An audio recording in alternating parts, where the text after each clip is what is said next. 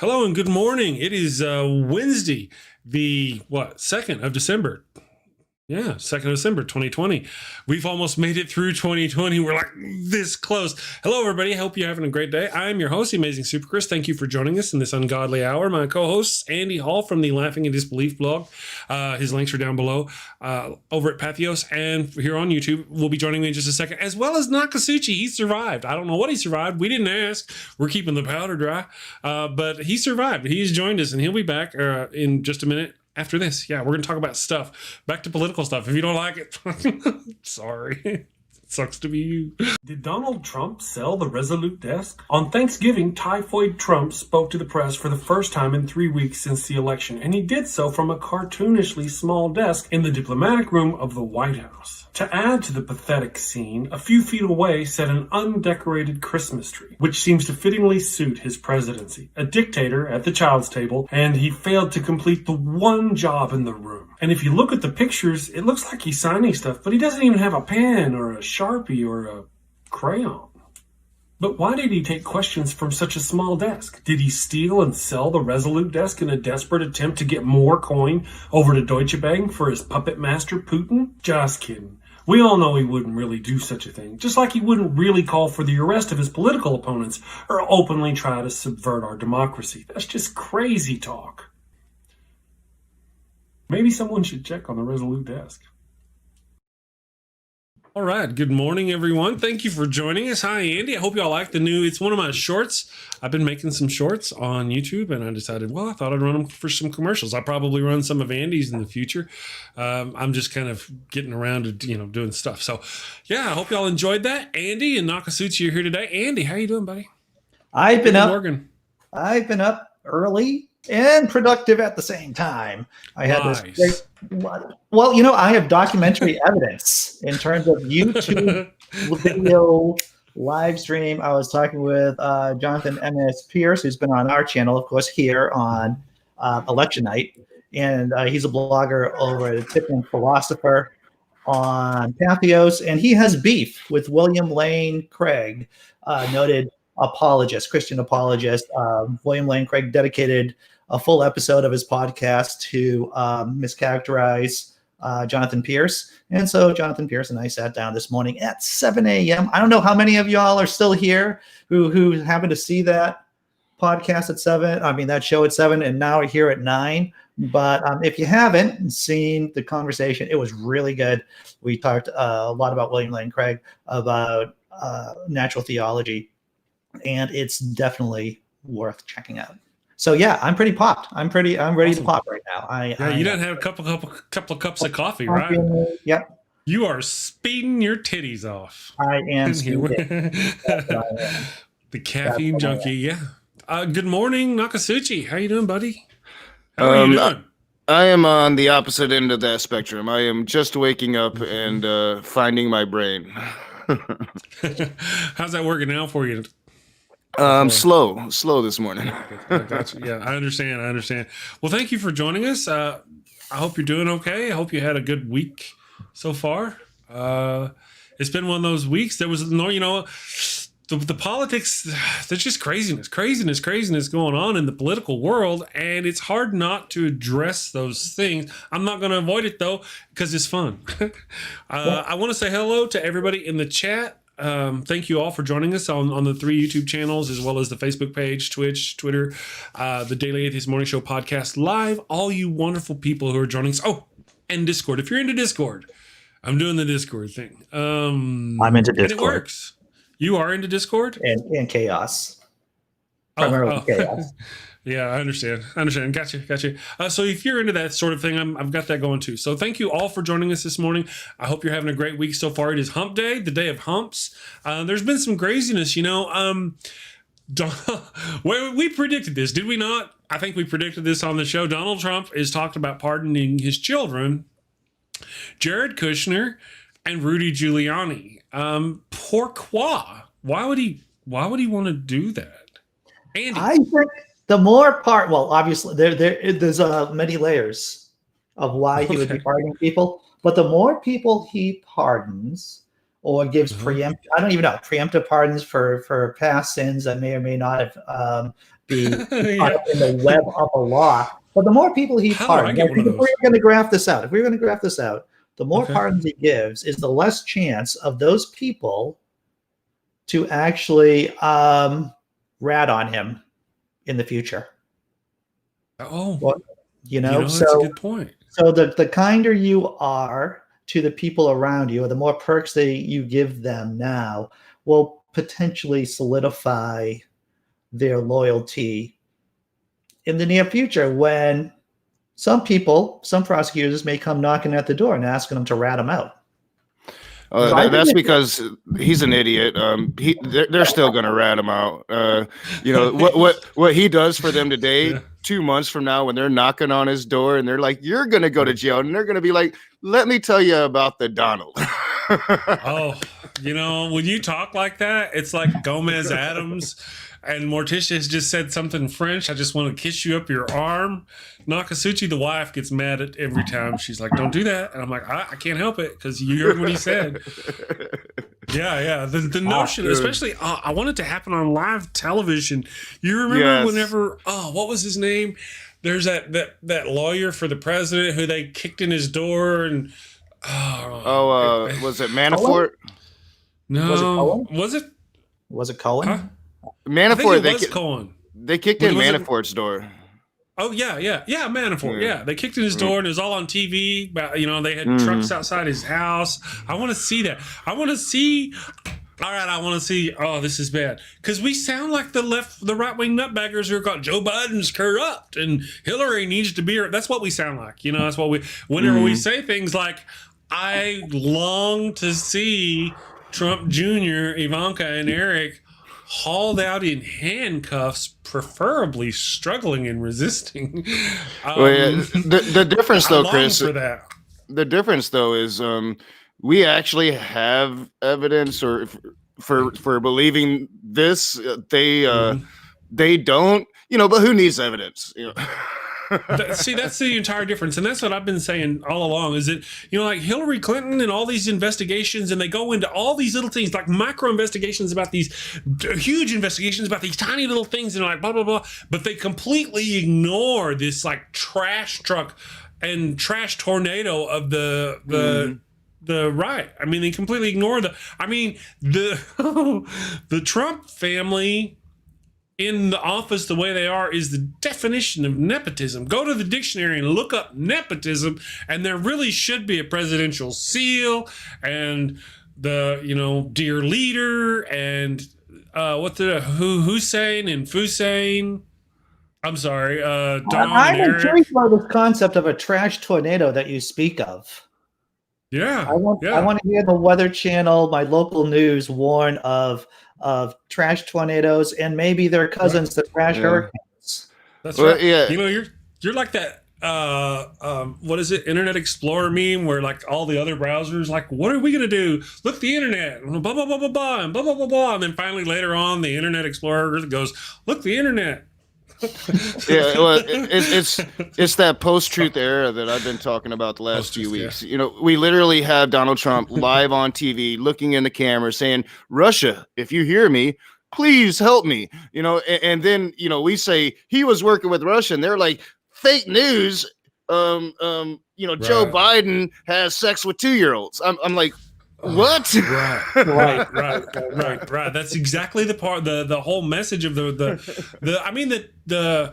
GOP has become, and now they always were a little bit, but they have absolutely become the party of hypocrisy, the party of lies, the party of poo flinging. I mean, if they're flinging poo about something, now wait, did somebody accuse Joe Biden? Did somebody on the right accuse Joe Biden of doing something with a little kid? Because if that person did, you need to go ask all the little kids around that person if that accusatory person has done anything to them. Because that's just how the right is. Just as soon as they accuse something of, okay, go ahead. Tell me. They use pictures of him kissing his granddaughter to say that he is doing these things. Yeah, I got you. That's understood.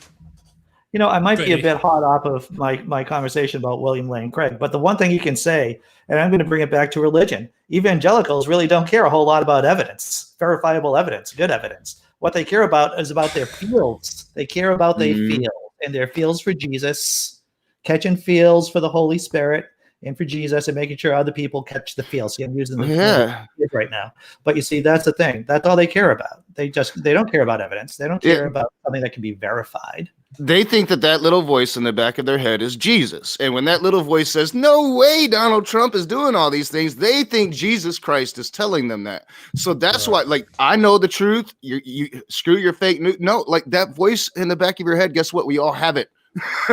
A Buddhist has it. A Muslim have it. I, an atheist, have that little voice in the back of my head. You know, isn't it odd? They don't seem to remember when, like, a month ago, that voice was going, there's no way Donald Trump is going to lose. I, Jesus in your head, have said Donald Trump is going to win. It's guaranteed. It's sanctified by the Lord. Well, and yet Donald Trump is losing, and their little voice in their head's shitting itself. And that's why they refuse to acknowledge it. They're like, nope, Jesus told me. Jesus is always right. Must have been stolen.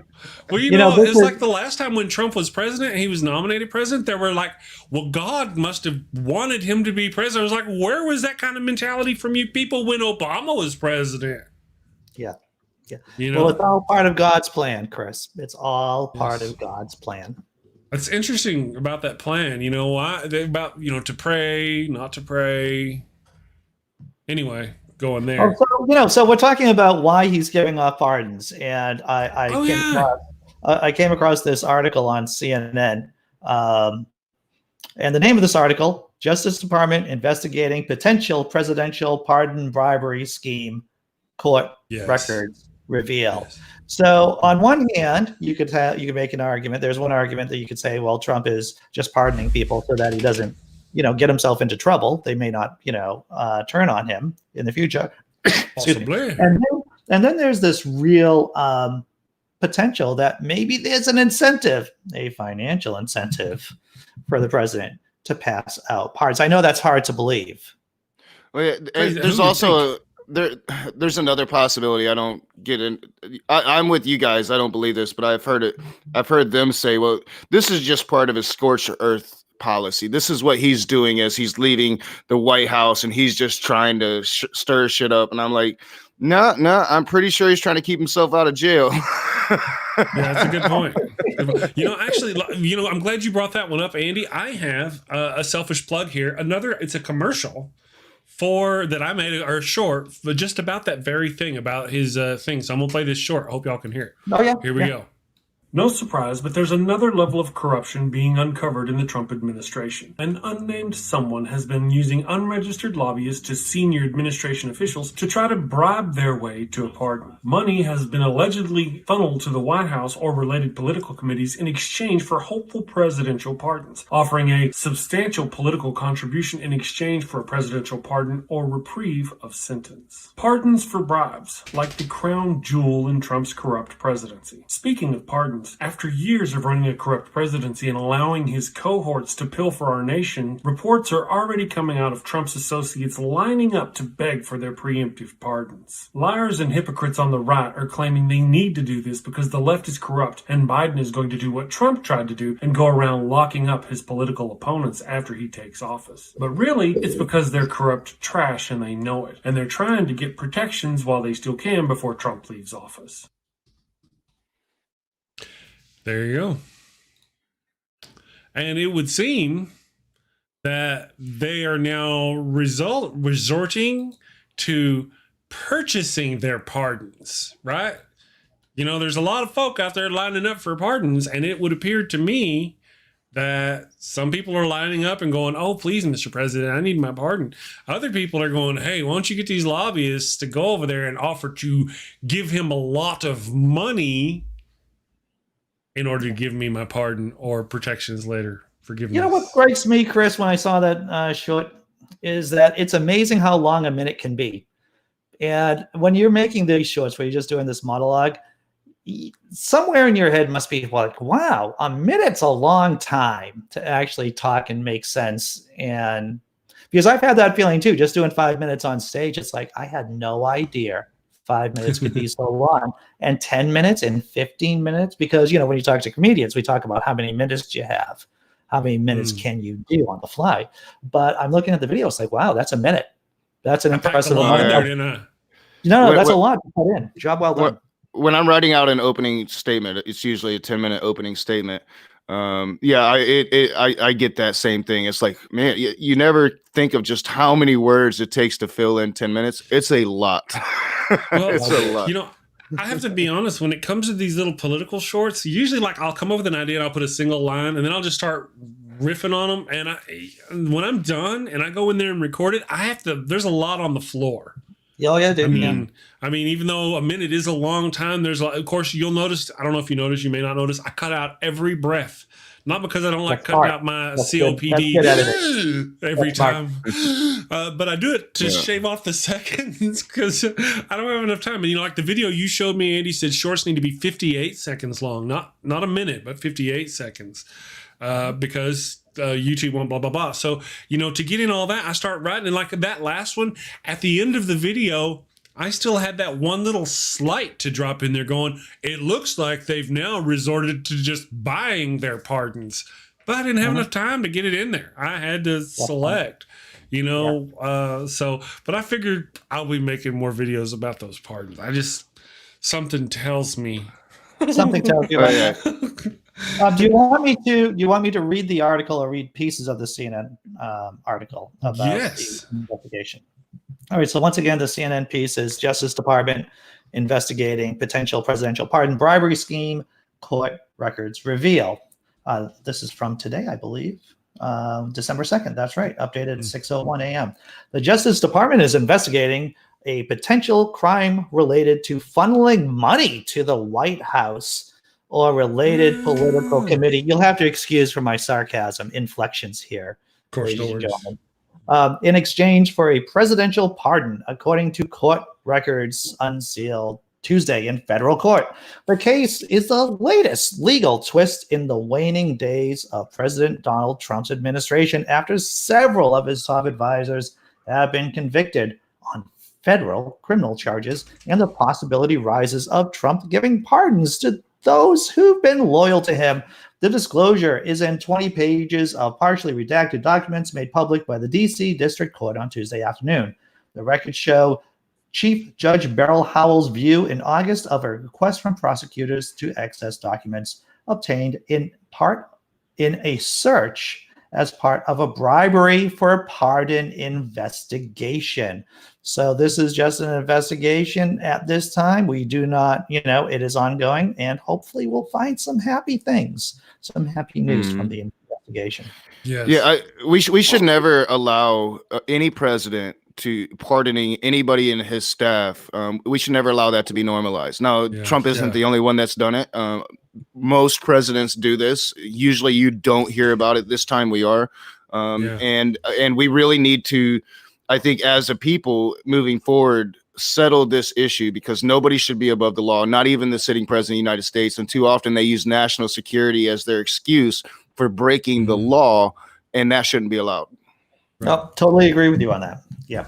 Well, they're just changes we need to make. I mean, it's just as we've watched this corruption pour through our entire government, it's just horrible.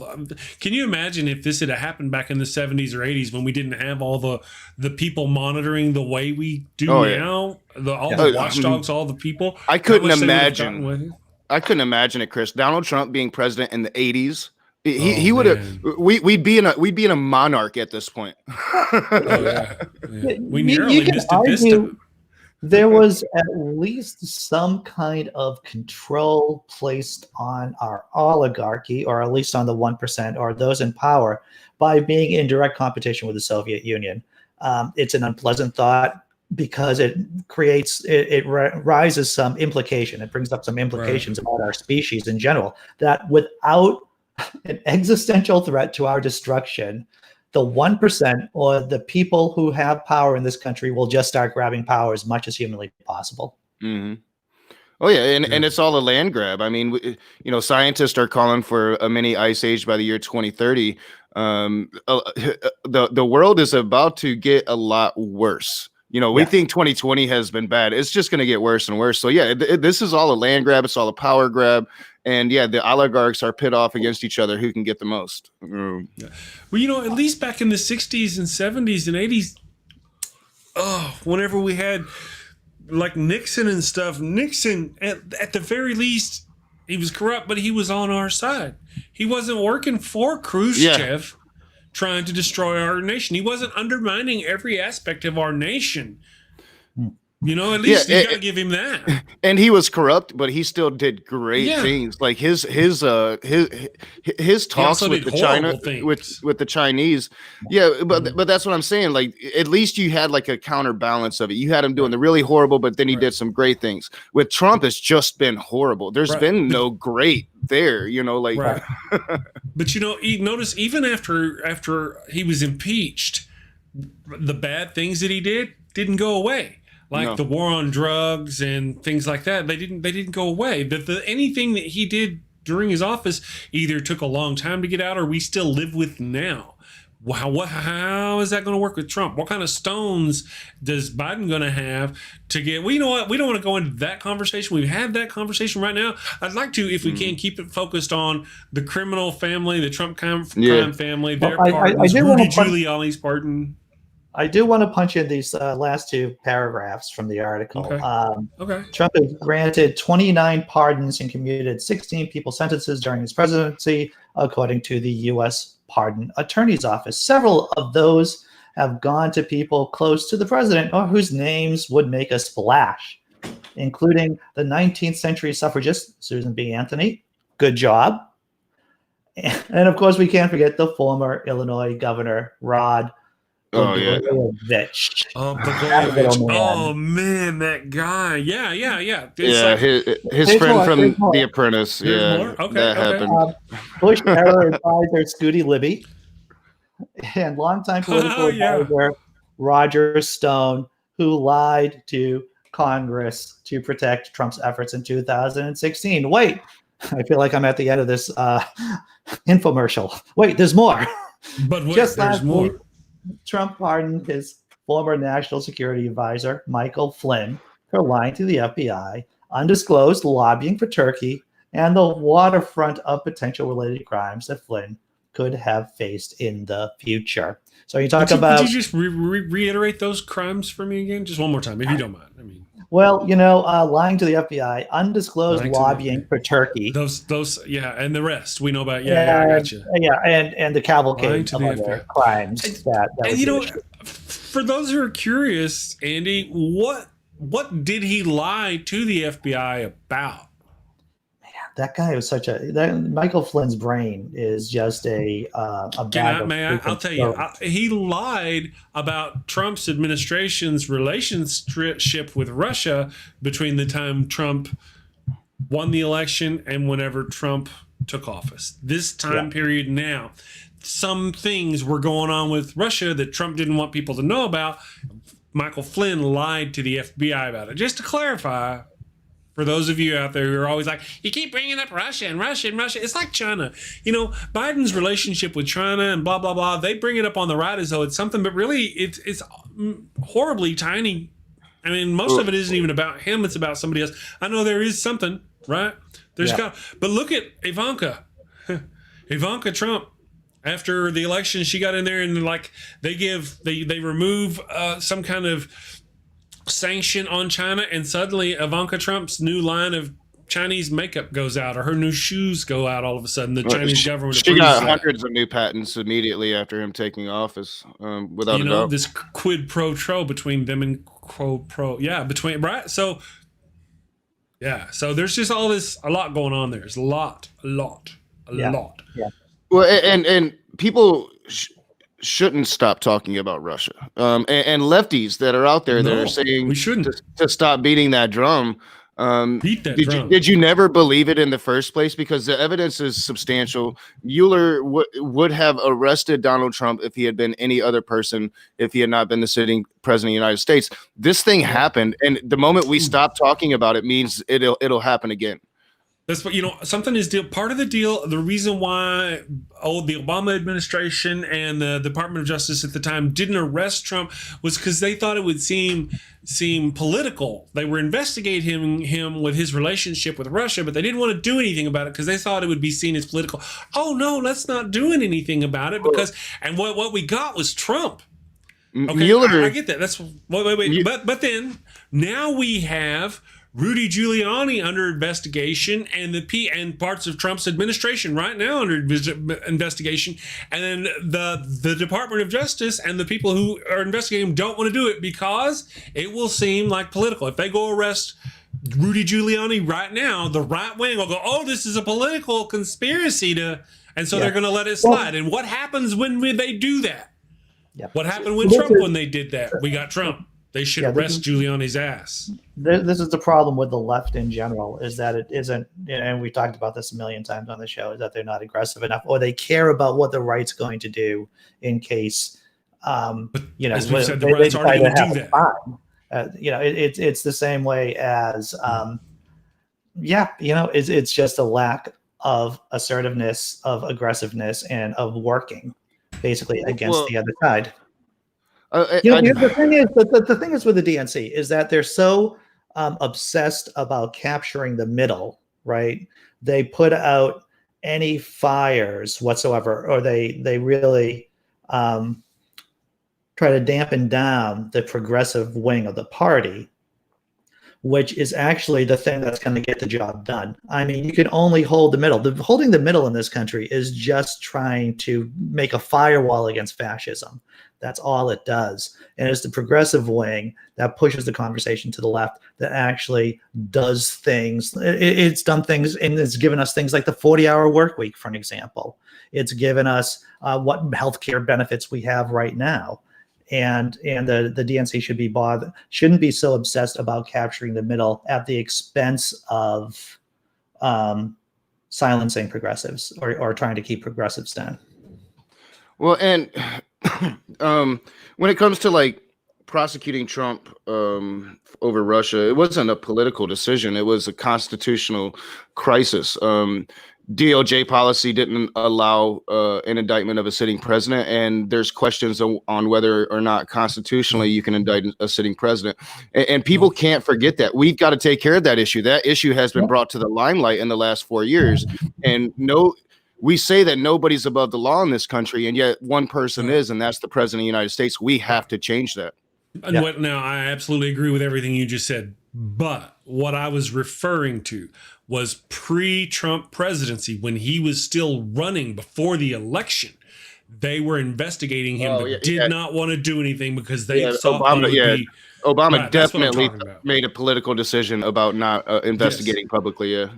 And now the Biden administration or whomever, the question was raised, Lady Starfire said, who's behind all these investigations, FBI or CIA? Is complicated because the FBI actually, CIA should be involved, but the FBI, then there's also the state of New York and stuff like that. CIA is supposed to be involved overseas. CIA technically shouldn't be involved here. That should be FBI jurisdiction, but I would not doubt that the CIA and FBI are working hand in hand. Well, of course, they're supposed to be. The Department of Justice is right now doing the particular article that I was talking about. That's what I heard too. About the bribery screen. That's Department of Justice stuff right now. Mm-hmm. Well, and the things like with Trump's relationship with Russia, that should be a CIA thing. The thing with Trump's relationship with China, that should be Ivanka's relationship. That should be a CIA thing.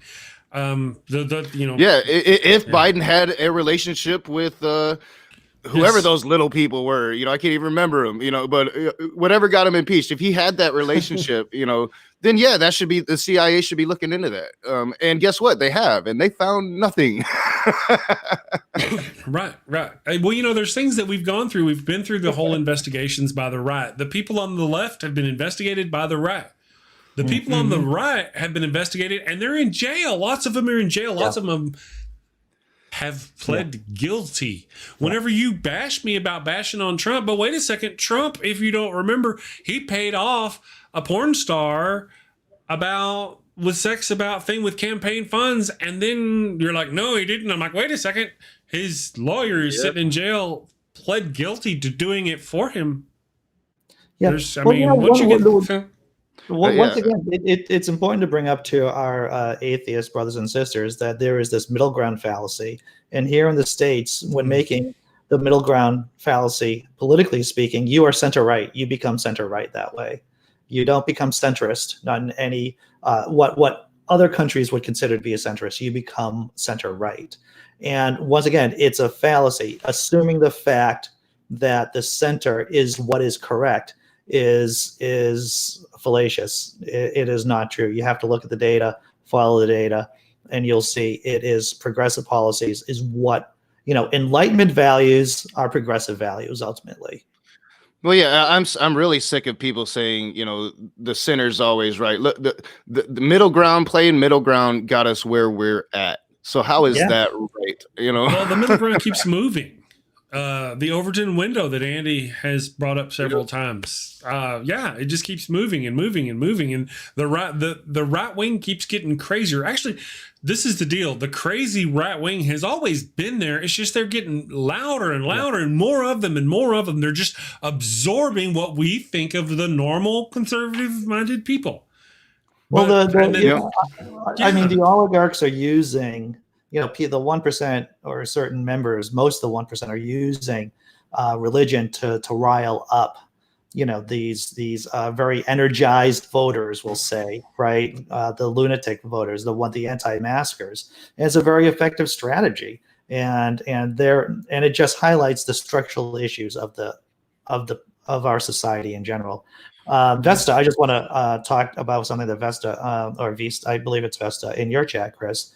As an outsider, I'm wondering if part of the problem is that the U.S. only has 2 political parties. Most countries have at least 3 viable political parties. There's a lot of problems here when it comes to our political arrangement. Having 2 political parties doesn't help. But even if you have multiple political parties, I think the core problems that face our society right now, like unsexy topics like gerrymandering, for an example.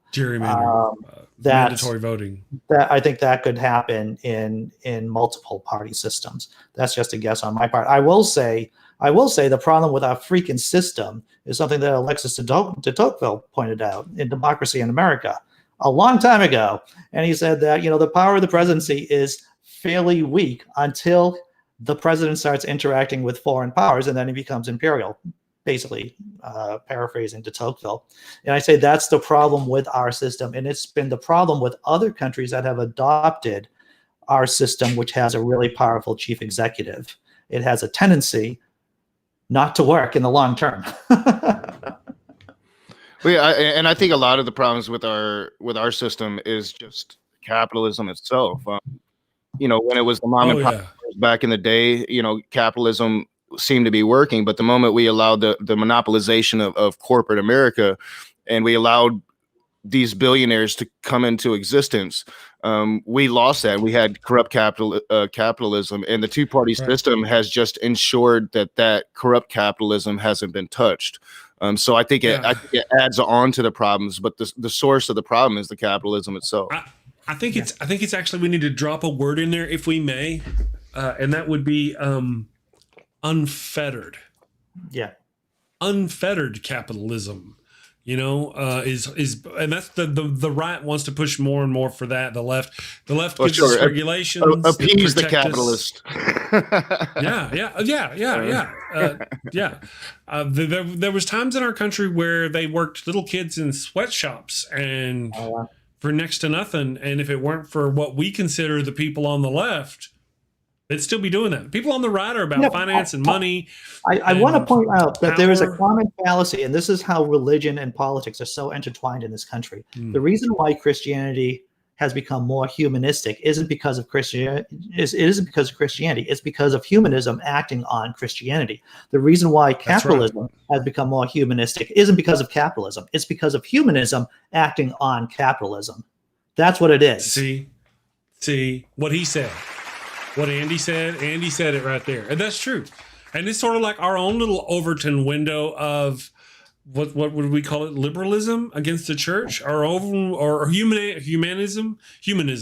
Our own Overton window of humanism on the church has been pushing them to the left. and keeping them, because the church is all about power, control, oppression. I mean, we got hundreds, thousands of years of history. It don't matter which church, pick a church. It don't matter. So they're all about that sort of thing. So you see, they're cheering Andy on. I'll say this: Brainbug mentions too many people have been duped into believing that corporate monarchy is peak economics, and what it is, and I'm going to say this over and over again because it's important. The middle class was corrupted by the Reagan tax cuts. We got lulled into believing that people don't have to pay their taxes and everything will be okay. And that's how the middle class in this country got corrupted. It got corrupted because they got a little bit more money in their paychecks. And that's the myth of trickle-down economics. That is what has put us on this path. Away from the New Deal into this oligarchy, third world country that we're living in right now. Yeah, I agree with that. If you look at it, when the trickle down economics exploded, we had Bill Clinton come in and fixed it, and Bill Clinton was very popular. And if you haven't studied American history, you don't know what Newt Gingrich and the Republicans did to Clinton. You need to go look at it because they pretty much started the foundations of the Tea Party movement. You just speak untruth, and you speak it enough times until enough people believe it. And that's where it comes from. I recently watched, for my public speaking class, I recently watched a video about Lee Atwater, and he was one of the keys of people in doing that, about just lying. They're talking to Al Gore, and the person interviewing Al Gore live on the spot will go, Al Gore, there's a rumor going around, or actually over at the other campaign, they said they're not sure, but they think they heard that your wife was communing with devil worshippers back in the 70s. Is this true? And he's like, of course it's not true, but it doesn't matter. It's out there. He's got to deny it. He's on his heels. The right is lying. They're part of the hypocrisy. He helped George Bush, Chris, say that. Let's pretend that I'm Al Gore and you're the reporter, and you ask me the same question. Just ask the same question right now. Okay, so I've heard that your wife back in the 70s communed with Satanists. Is this not true? Did she not dance around the fire naked with Satanists? George W. Bush is an addict, an alcoholic, and a coke user. Do you want that guy for president? Next question, please. See, Andy, you'd have been better. You don't answer the freaking question. You just my answer. We're not talking about me. My answer would have been go F yourself. You don't answer the question. You just punch hard, as hard as you can, and you pivot to the next question. But that's the deal. This was kind of this was the first time this was really kind of being thrown out in American politics like this. They even tried to go with a clean boxer, a clean fight bill in politics, which of course Lee Atwater and the people on the right fought because they didn't want to be held accountable for lying about their. So this was like the beginning of and it's just gotten worse. If you saw this graph, it started, of course, politics have always been that way, but this has just been like manufactured, political, intentional, organized, schooled lying, where they have rooms of people where they pay them to think about lies to tell about these other people. Just to smear their names. I want to talk about this some more because it's the idea that it takes maybe the DNC or Democratic politicians a generation to figure out what's going wrong, right? About what kind of policy, about what kind of strategy the right's doing. And then they're that's what I'm saying. They knew it because at the time when it first started, when Lee Atwater was still alive, they did indeed try to make laws or policies against, they called it like the Clean Politics Act. So they saw what was going on, but it got knocked down. There was nothing they could do about it, and it just kept going. I'm just saying, you're not giving them the credit they deserve. If you get hit with that trick once, it is to go to my classic Trek reference. Fool me once, shame on me. No, shame on you. Fool me twice, shame on me. It's the idea you get hit with that cheap tactic once. The next time that comes up, you should be ready for that. Well, yeah, and you can't forget because it was right then that what you're talking about with Al Gore, that was Al Gore going against was George Bush, the first, the elder, and George Bush the first, in those primaries against John McCain, smeared that man, lie after lie after lie after lie.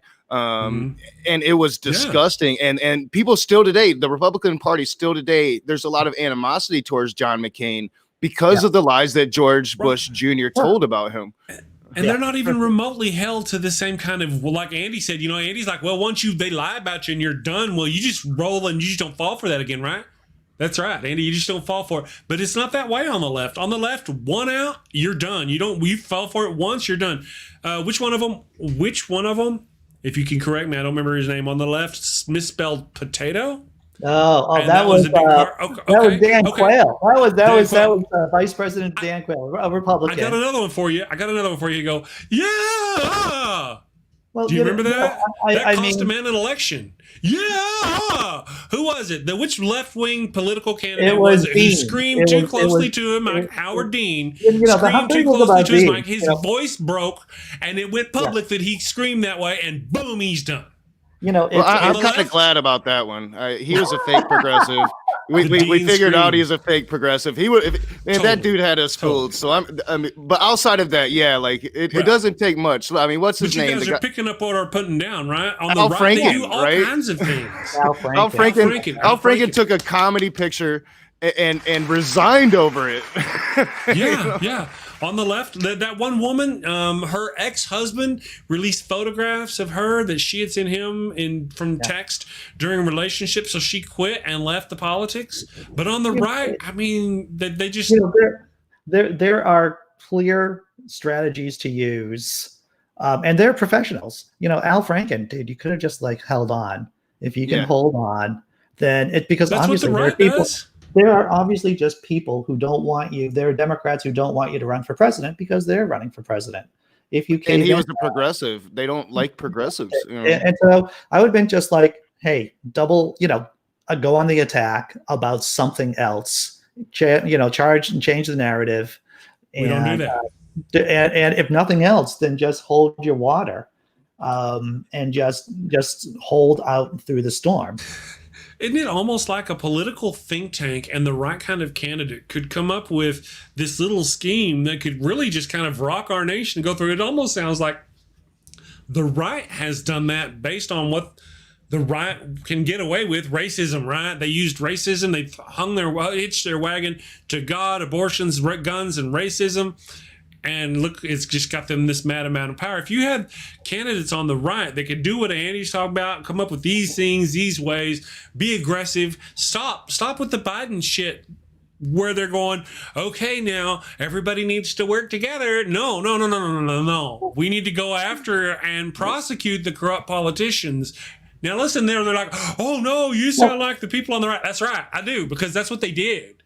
It's accused non-corrupt people, trying to destroy the lives of good people. The playbook for Biden is very clear. What he could, if he wanted to do it, he would say that, look, centrist crap, and then he would, make sure that that he wouldn't be stifling progressives, and he would be going after those people on the right.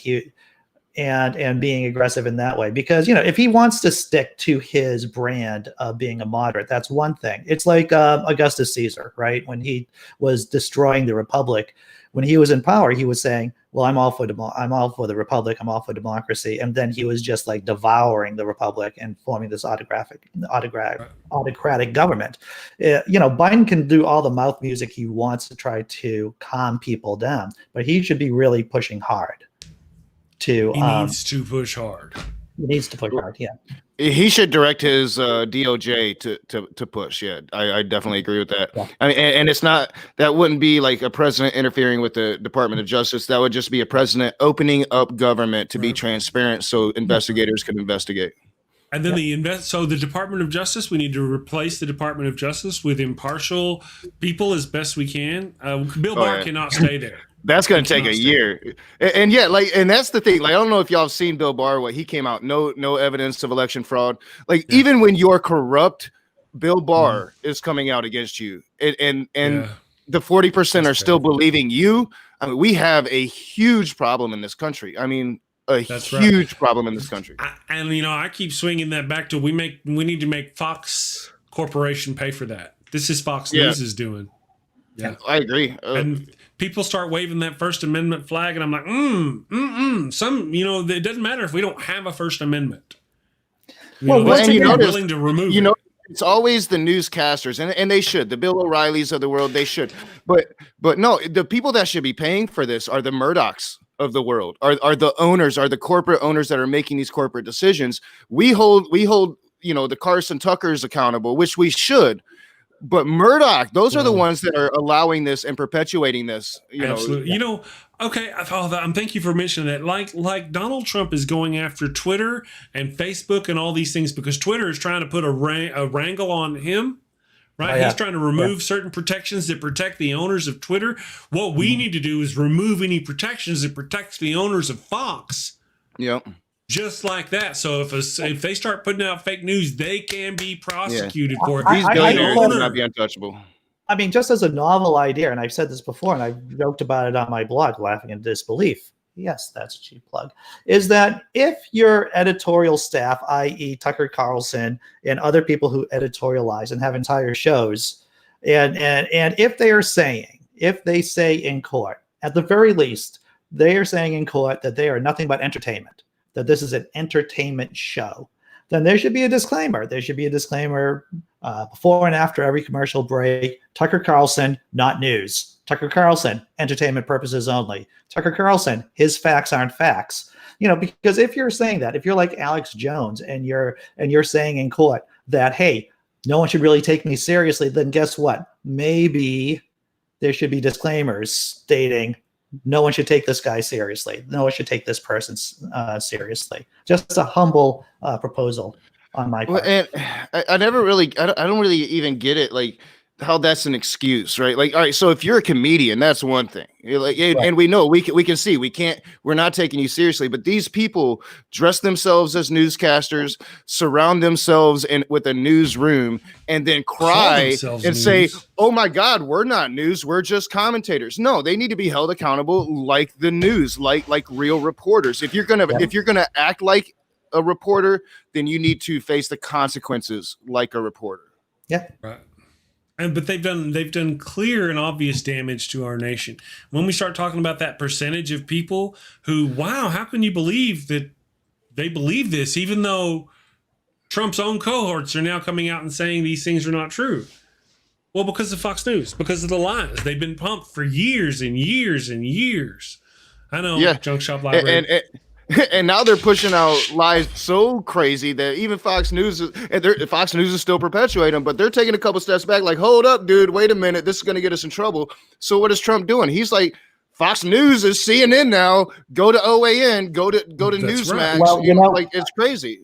I mentioned this on my conversation with Jonathan Pierce at 7:00. Is that the Fox News is encountering the same problem the NRA faced years ago. The NRA had a very moderate message in terms of gun rights. And then they had all these smaller groups that were biting on their style and becoming more radical and getting a lot of members from the NRA. So the NRA had a choice. They were either going to become more radical or irrelevant. So Fox News has that same issue right now. They are either we're going to have to become more radical or we're going to become irrelevant and lose our viewers to Newsmax OAN. That's the choice that they have right now.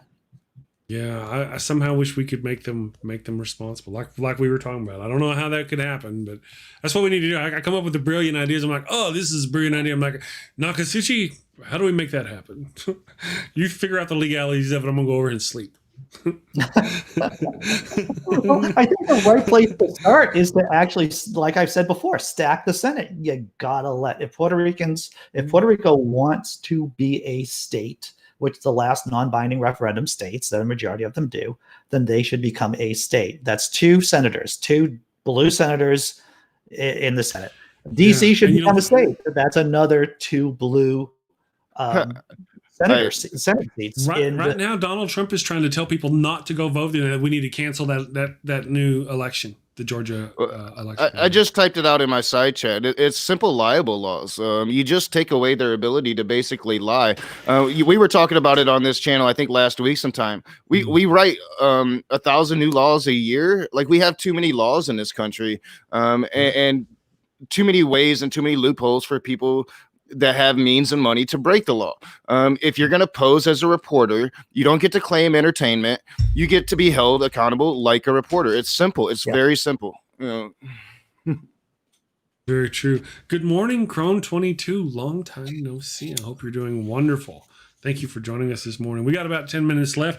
We're going to start wrapping it up here. We were talking about, for those of you who are just catching up, Trump is he's asking questions about pardoning his kids, and that's my understanding. Now, here, this is the thing. I'm gonna make a video about this later.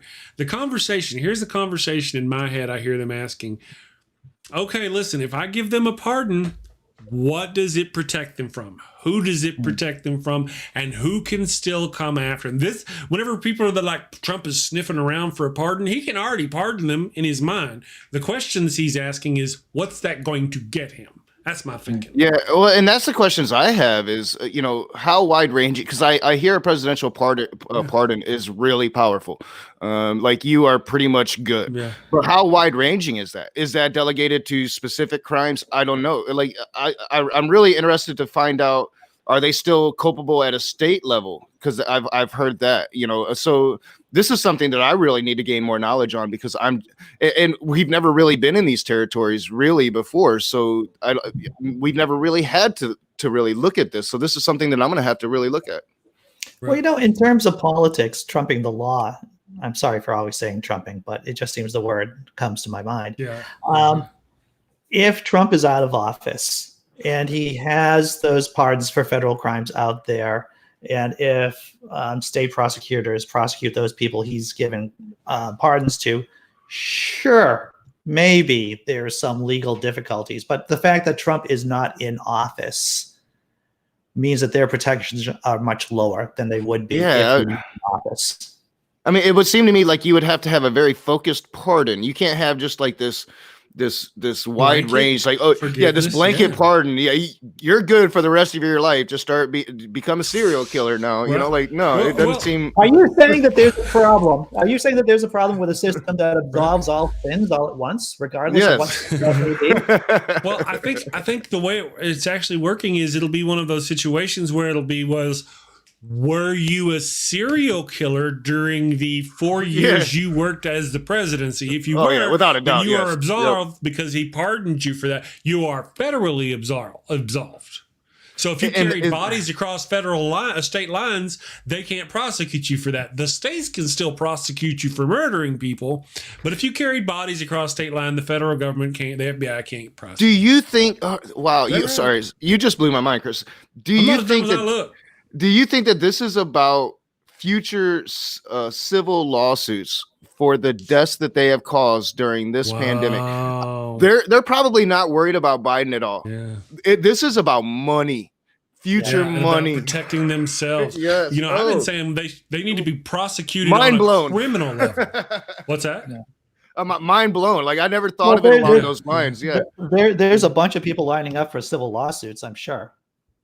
250,000 families are probably you don't itching. Have the same burden of proof for civil lawsuits that you do in criminal court. Yeah, right. But the question is it also whether there's will a presidential pardon forgive someone for criminal murder charges? I think so. I don't know. Well, we have. Has it been applied? I mean, like Newt Gingrich, or which one? Those ones who've gotten the pardons in the past, it was like corruption. They were always corrupt. Nobody was physically killed. Well, and that's the thing, the Grigorievich thing that Andy mentioned earlier. Here is one of those. Here's one of those corrupt Democrats, right? Like he was an actual corrupt Democrat. Trump don't hate him. Trump gave him a pardon. It's corruption. There's this anyway. Well, once again, Trump isn't pro-Republican. He's pro-corruption. He's pro-corruption. Yes, that's kind of where. Thank you for that. Yes. And pro-ego stroking. Yes. He's really big on that too. So, all right, guys, I'm going to go ahead and wrap it up. Thank you, Andy Hall. Thank you, Nokasuchi. But don't run off, people who watch. I'm going to run one of our new commercials here this morning. Thank you all for joining us. Andy, you got any shows coming up today? Well, I did that show at 7 a.m. I'll say it again. If you want to check out Jonathan M.S. Pierce talk about William Lane Craig, it was a good discussion about about natural theology, the problem with apologetics, about the particular brand of apologetics that Mr. William Lane Craig does. And we had a lot of fun doing it. Cheap jokes thrown in there, entertaining, you'll have some laughs, and you'll learn stuff. Gotcha. How about you, Nokasuchi? You got anything going on? You got a stream, don't you? Oh, yeah. I have my open room tonight at 7 p.m. Eastern. Going to try to keep it on theology. I forgot to drop a video last night because I played The Sims instead. So yeah, I'm a dork.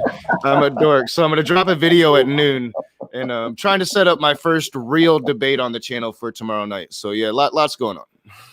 Gotcha. Excellent. All right, guys, I'm going to wrap it up. Thank you to everybody in the chat. You are just wonderful and amazing. Facebook, YouTube, Twitch, Twitter, the Daily Atheist Morning Show live stream, Discord. You guys are all wonderful. Check out this commercial, and we will see you tomorrow. It's I made it. It was me. Did Donald Trump sell the Resolute desk? On Thanksgiving, Typhoid Trump spoke to the press for the first time in 3 weeks since the election, and he did so from a cartoonishly small desk in the diplomatic room of the White House. To add to the pathetic scene, a few feet away sat an undecorated Christmas tree, which seems to fittingly suit his presidency. A dictator at the child's table, and he failed to complete the one job in the room. And if you look at the pictures, it looks like he's signing stuff, but he doesn't even have a pen or a Sharpie or a crayon. But why did he take questions from such a small desk? Did he steal and sell the Resolute desk in a desperate attempt to get more coin over to Deutsche Bank for his puppet master Putin? Just kidding. We all know he wouldn't really do such a thing, just like he wouldn't really call for the arrest of his political opponents or openly try to subvert our democracy. That's just crazy talk. Maybe someone should check on the Resolute desk. Thank you for watching the show. A special shout out to my gold level Patreon supporters, Cindy Plaza and Ian Davenport. Thank you and have a great day.